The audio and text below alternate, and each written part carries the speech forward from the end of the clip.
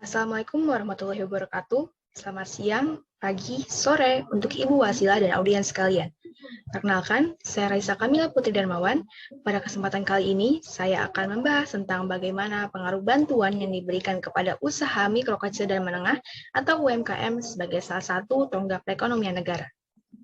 Latar belakang saya dalam membawa topik ini dimulai dari adanya pandemi COVID-19 yang mulai mewabah pada awal tahun 2020, yang tentunya membawa guncangan besar bagi seluruh dunia, mulai dari kehidupan sosial, sistem pendidikan, bidang kesehatan, hingga perekonomian. Indonesia pun tak luput dari dampak COVID-19 ini. Salah satunya yang menjadi latar belakang topik ini, pada masa awal pandemi, perekonomian Indonesia mengalami kemerosotan yang sangat drastis hingga membuat PDB real Indonesia turun 145 triliun rupiah pada kuartal kedua tahun 2020. Setidaknya, kegiatan jual beli yang terjadi akibat adanya kebijakan stay at home membuat pendapatan dari para pelaku usaha mikro kecil dan menengah atau UMKM menurun sampai 30%. Akibatnya, tidak sedikit pelaku UMKM yang memutuskan untuk menutup usahanya sebab tidak mampu untuk terus menampung kerugian. Dari banyaknya pelaku UMKM yang memutuskan untuk gulung tikar, terdapat beberapa UMKM yang berusaha untuk mempertahankan usaha miliknya dan mencoba untuk beradaptasi dengan pandemi COVID-19.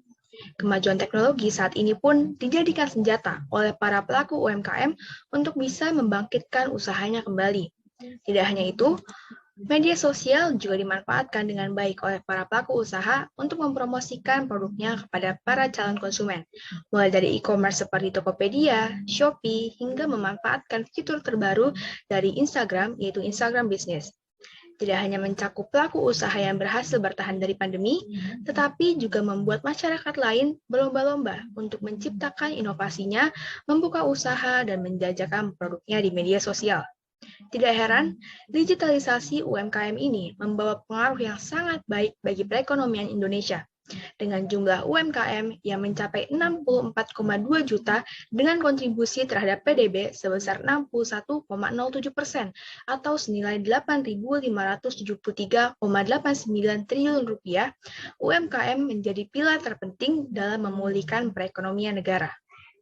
Melihat potensi dari digitalisasi UMKM ini, pemerintah berencana untuk menjadikan UMKM sebagai pilar utama perekonomian Indonesia.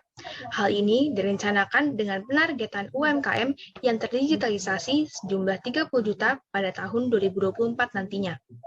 Oleh karena itu, harapan pemerintah terhadap UMKM pun semakin menjadi, seperti yang disebutkan oleh John Riyadi yang merupakan seorang CEO PT Lipo pada wawancaranya dengan bisnis.com, bahwa pemerintah melihat adanya masa depan yang cerah bagi perekonomian negara jika digitalisasi UMKM ini dapat diberdayakan dengan baik, seperti memiliki komunitas ASEAN dengan merealisasikan AEC atau ASEAN Economic Community dan juga menggantikan sandaran perekonomian Indonesia yang sebelumnya merupakan komoditas dan tambang menjadi UMKM. Tidak hanya di kancah ASEAN, menurut Ali Mazi yang merupakan Gubernur Sulawesi Tenggara, berpendapat bahwa UMKM merupakan pilar utama perekonomian nasional yang tidak hanya memberikan keuntungan bagi pelaku usaha, tetapi juga sebagai penyedia lapangan kerja, sumber pendapatan bagi tenaga kerja, dan dapat meningkatkan kesejahteraan masyarakat. Meskipun begitu, cukup banyak pelaku UMKM masih menghadapi berbagai kendala yang menghambat pertumbuhan usahanya. Dilansir dari wawancaranya dengan bisnis.com, John Riyadi menyebutkan bahwa pelaku UMKM masih sulit untuk mendapatkan pinjaman modal dari sektor perbankan akibat tidak adanya catatan keuangan sebagai pengajuan pinjaman. Vicky Satari, yang merupakan staf khusus Kementerian Koperasi dan Usaha Kecil dan Menengah atau UKM bidang pemberdayaan ekonomi kreatif, juga menambahkan bahwa tantangan terbesar dari digitalisasi UMKM saat ini adalah ketatnya persaingan antara UMKM dan keberlanjutan UMKM dalam ekosistem digital.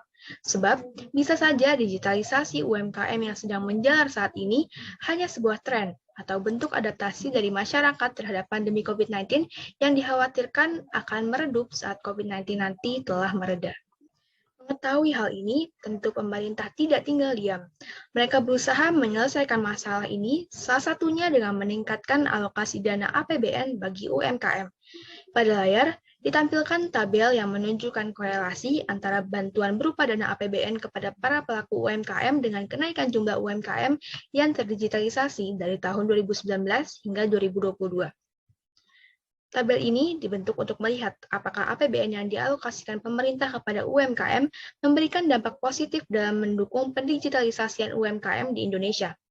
Dari data di layar, dapat terlihat pertumbuhan UMKM yang telah bermigrasi ke sektor digital seiring bertambahnya jumlah UMKM, baik dari sebelum pandemi COVID-19 melanda sampai titik terang untuk mengatasi COVID-19 ini sudah ditemukan.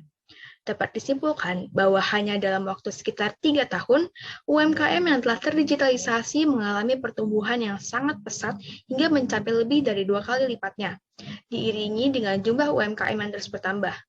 Akan tetapi, dari data yang disajikan, sepertinya pertumbuhan UMKM yang telah terdigitalisasi berbanding terbalik dengan bantuan alokasi APBN untuk UMKM yang diberikan oleh pemerintah. Seperti yang sudah disebutkan sebelumnya, pada tahun 2021, Menteri Koperasi UKM, Teten Mas Duki, memang sudah menargetkan UMKM Go Digital mencapai 30 juta pada tahun 2024. Melihat dari data pada layar, sepertinya hal itu dapat tercapai jika pemerintah dan pihak lainnya dapat mendorong UMKM dalam menjalankan perannya bagi perekonomian negara. Seperti yang terlihat pada layar, terdapat pengurangan alokasi dana APBN bagi UMKM yang cukup drastis pada tahun 2022. Akan tetapi, hal ini mungkin saja didasari oleh perekonomian negara yang mulai kembali normal dan pemerintah yang sudah bisa mulai fokus kembali membenahi sektor-sektor lainnya yang terdampak saat awal pandemi kemarin. Tidak hanya meningkatkan alokasi dana APBN bagi UMKM, pemerintah juga mulai menjalankan program lainnya demi bisa mesejahterakan para UMKM yang masih kesulitan dalam era digital saat ini. Bantuan yang diberikan berupa program PEN yang merupakan pemberian bantuan insentif dan pembiayaan, kredit usaha rakyat atau KUR, Gerakan Nasional Bangga Buatan Indonesia atau Gernas BBI, digitalisasi pemasaran UMKM, penguatan wirausaha alumni program Kartu Prakerja melalui pembiayaan KUR, serta untuk rencana jangka panjangnya dengan menaikkan kelas UMKM melalui perumusan Undang-Undang Cipta Kerja. Tidak sampai di situ, bantuan dari pihak swasta pun berdatangan untuk membantu pelaku UMKM memaksimalkan potensinya dalam mendapatkan keuntungan, seperti yang dilakukan oleh PT Linknet TBK melalui salah satu brandnya yaitu First Media memberikan bantuan berupa dana usaha dan internet tanpa batas melalui programnya yang disebut Duit, yang juga merupakan hasil kerjasama dengan Nobu Bank, anak usaha dari Lipo Group. Selanjutnya, Nobu Bank juga berusaha untuk memperkuat program Laku Panda sebagai salah satu usahanya dalam membantu pemerintah meningkatkan inklusi keuangan melalui pembangunan desa digital Giri Roto di Kabupaten Boyolali, Jawa Tengah. Melalui banyaknya bantuan yang diberikan, jumlah dari UMKM yang telah terdigitalisasi pun terus bertambah. Pelaku UMKM pun sepertinya sudah bisa beradaptasi dengan kehidupan yang sudah serba digital seperti ini. Jika performa ini dapat dipertahankan atau bahkan ditingkatkan, target pemerintah untuk mencapai 30 juta UMKM yang terdigitalisasi pada tahun 2024 dapat tercapai dengan mudah. Melihat dari hal ini, bantuan-bantuan yang diberikan kepada pelaku UMKM sepertinya berdampak baik dan membantu mereka dalam memaksimalkan penjualannya dan mendorong perekonomian Indonesia. Adanya peningkatan dari UMKM yang telah mendigitalisasikan usahanya memang merupakan salah satu dampak positif dari bantuan yang telah diberikan baik dari pemerintah maupun pihak swasta. Sayangnya, masih sedikit sumber yang membahas dan menggambarkan dari sudut pandang pelaku UMKM mengenai digitalisasi ekonomi. Padahal, pemeran utama yang menggerakkan perekonomian negara adalah mereka yang menjalankan usahanya. Akan tetapi, cukup sulit menemukan sumber yang membahas bagaimana tanggapan pelaku UMKM mengenai kesiapan mereka menghadapi digitalisasi ekonomi, serta sejauh mana bantuan yang diberikan oleh pemerintah dan pihak swasta mempengaruhi performa mereka dalam menjalankan usahanya. Apakah ada peningkatan dalam melayani konsumen, pendapatan, atau dalam proses produksi. Mengingat cukup tingginya harapan dari pemerintah bagi sektor UMKM saat ini. Mungkin sekian pemaparan dari saya. Tentunya kita semua mengharapkan bantuan-bantuan yang telah diberikan kepada pelaku UMKM dapat dimanfaatkan sebaik mungkin, sehingga harapan-harapan dari pemerintah bagi UMKM dapat menjadi pilar perekonomian negara dan mensejahterakan masyarakat Indonesia melalui manfaat-manfaat yang dibawanya dapat tercapai. Saya cukupkan presentasi kali ini. Mohon maaf bila ada kekurangan selama presentasi berlangsung. Terima kasih atas perhatian Ibu Wasila dan audiens sekalian. Wassalamualaikum warahmatullahi wabarakatuh.